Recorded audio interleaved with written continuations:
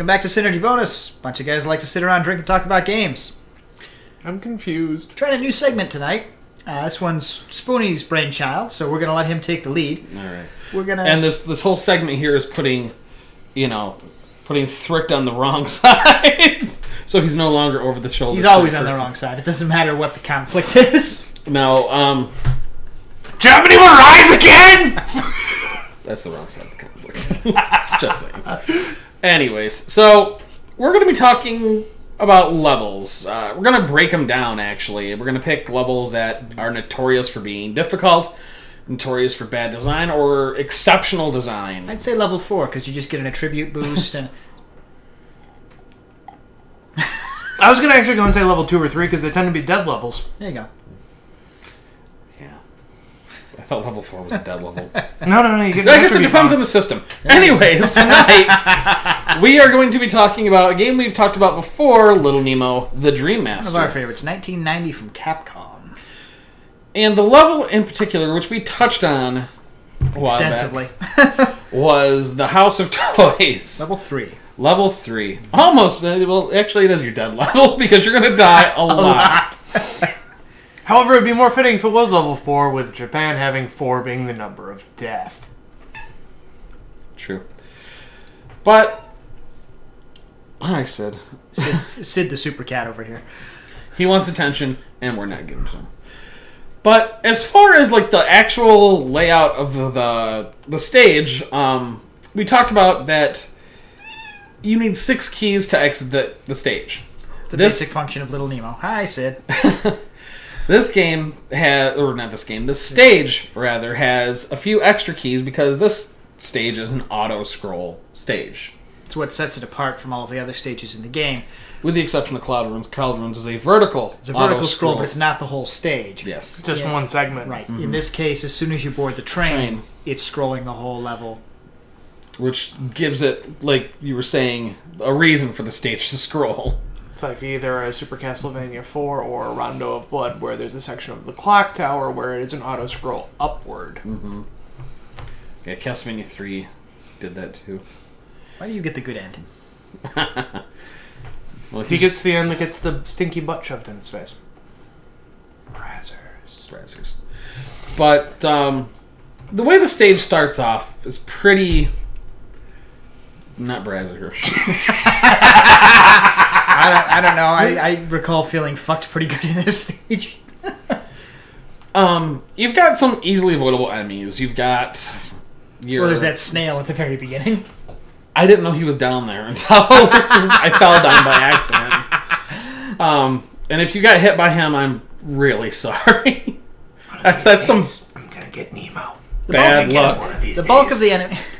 That's what he's saying, really. The bulk of the enemies that you're going to be seeing in this stage are little planes that dive bomb you kamikaze style. And hot air balloons that will drop bombs on you.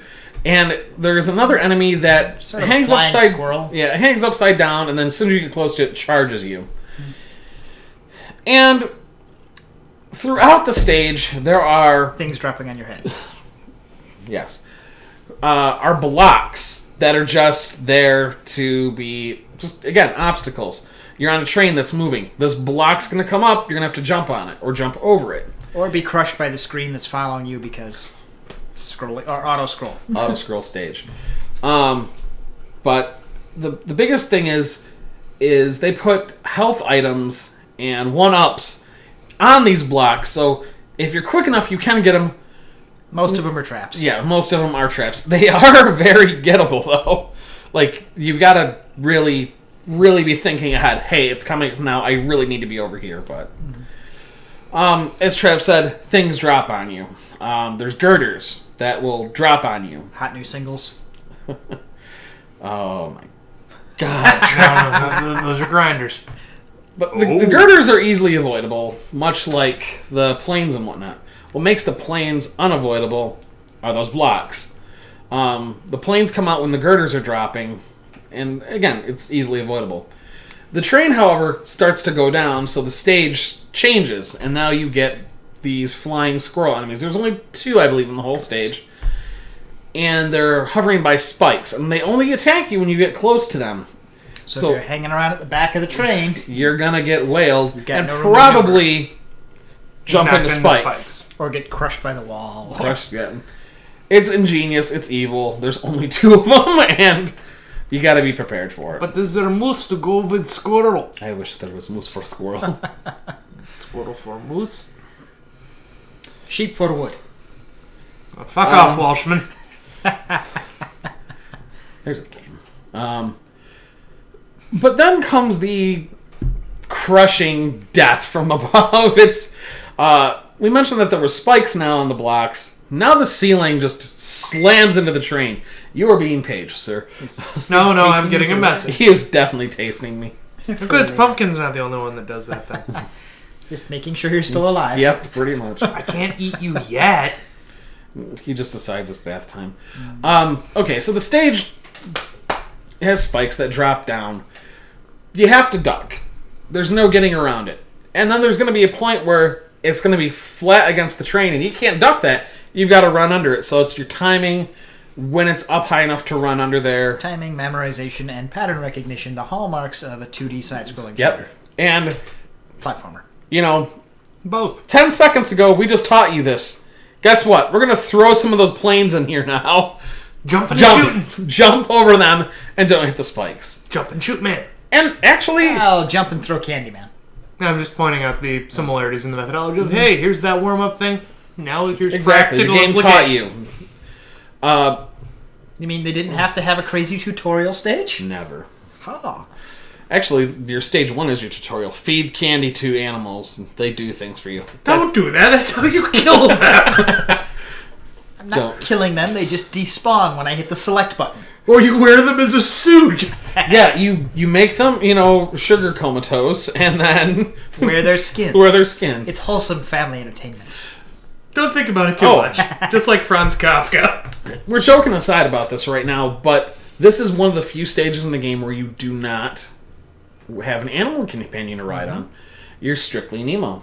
So you've got 3 hit points. No Yeah. more, no less. And there's only a couple health items, and they're full health items throughout the stage. There are a few extra keys in case you missed a couple. Because you can't go back again. Scrolling. And once... it's pretty straightforward. Once you get past the spike part there, the train goes up, there's a few more enemies to dodge. End of the stage, you go onto the night sea.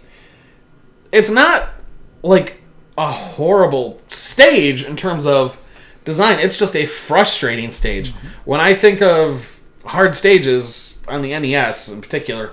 Among the first to come to mind. House Toys It's is also definitely just an unsuspected genre change for the game you've been playing after so your far. first 2 stages of just Where you can just typical run around and explore platforming. wherever you want, yeah. Yeah. And Hidden secrets and pit jumping and shit. And again, Nemo's control is pretty tight, but going back and replaying it, I noticed when he lands, he sticks the landing a little bit. He even crouches and bends his knees for a second, and you're not moving.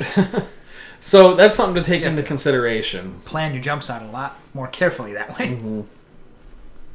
I rank this up here as a very memorable stage, as a very difficult one, but not a bad stage. It's got those notorious aspects of it, but it's not Nintendo hard. But it's not overall I'm going to break a controller frustrating. It's a little disheartening. It's buddy.